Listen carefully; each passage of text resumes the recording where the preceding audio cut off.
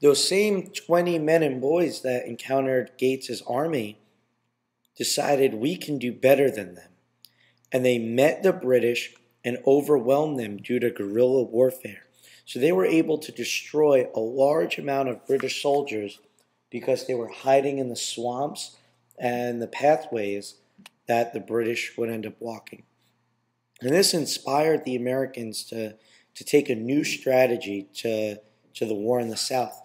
So they decided they're going to avoid all large battles because they couldn't compete with the British. Remember, back then, they used to line up facing each other and fight. 9 out of 10 times, the biggest army is going to win.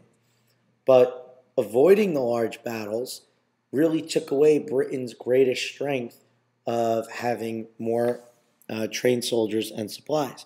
So they would have the British just chase them around the swamps and the wilderness until the British got tired. And then once the British got tired, a different group of Americans would attack them. And this led to longer war. The battles were much more drawn out and more British casualties.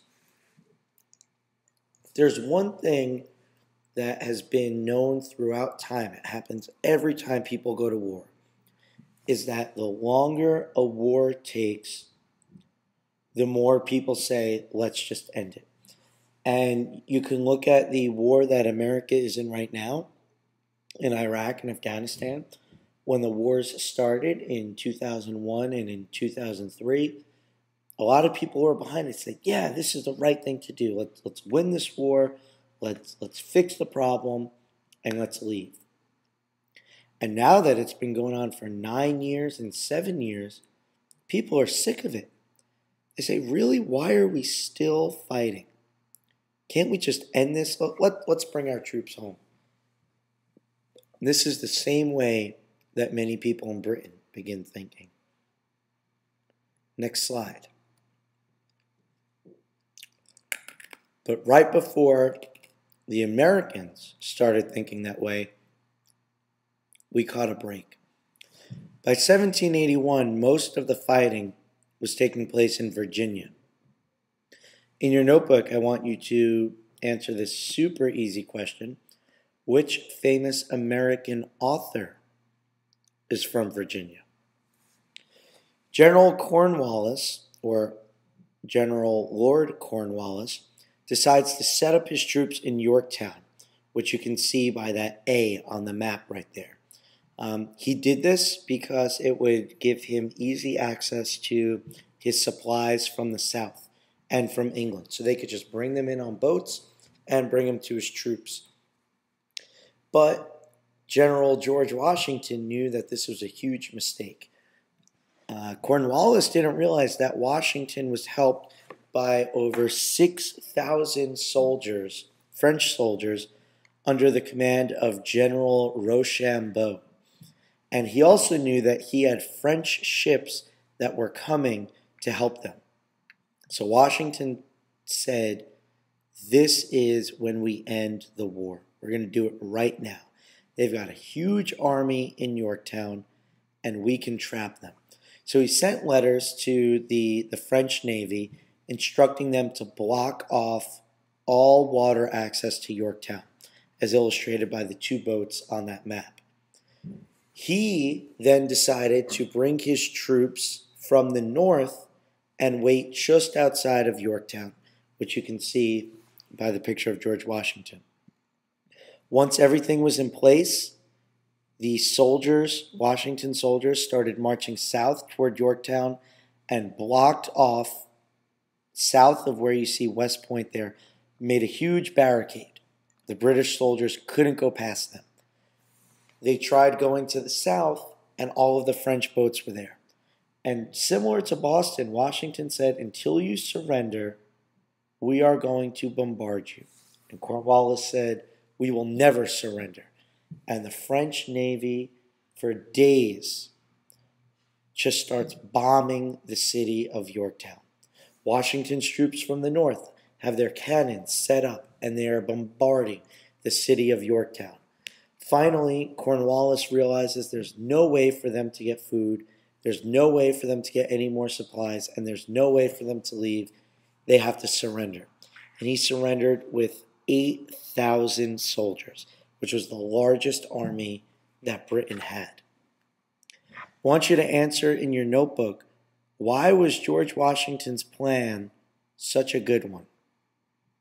Why was his plan such a good one? Next slide. Here are the effects of the Battle of Yorktown. Lord North, who was Britain's prime minister, heard about this battle and he gasped out, "It's all over!" He knew that surrendering this large amount of an army would mean the end of the war. Some small battles were still fought, but once this battle was over, America and Britain started working on a peace treaty. So as Americans, we consider this the end of the Revolutionary War. And that was October 19th, 1781.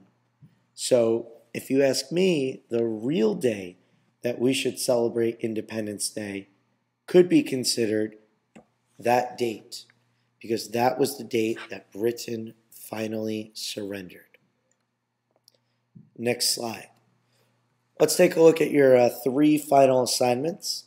For the first one, I want you on binder paper or on the website to explain the significance of Lord Cornwallis, guerrilla warfare, and the Battle of Yorktown. Do those separately. Remember, significance does not mean definition. You're telling me why each of those 3 things are important. Why are they people or nouns or adjectives or verbs that we are still reading about? For the second one, it's maybe a 5-sentence explanation about how did each of the following help bring about the British defeat at Yorktown. And you're looking at the location chosen by Cornwallis, so the fact that he wanted to be in Yorktown. The French Navy, the French troops under Rochambeau, and Washington's planning. So how did those 4 things help bring about a British defeat? And again, that should be about 5 or more sentences. And the third thing, it is not known why the game rock, paper, scissors, that's what I grew up calling it, but you guys call it Rochambeau. And after doing a lot of research, the only thing that I have found is that no one really knows why that game is named after Rochambeau. So in 3 to 5 sentences, I want you to explain why you think the game rock, paper, scissors has been named after him. All of this can be completed on the website or on binder paper, and it is due by Monday. Have a great weekend.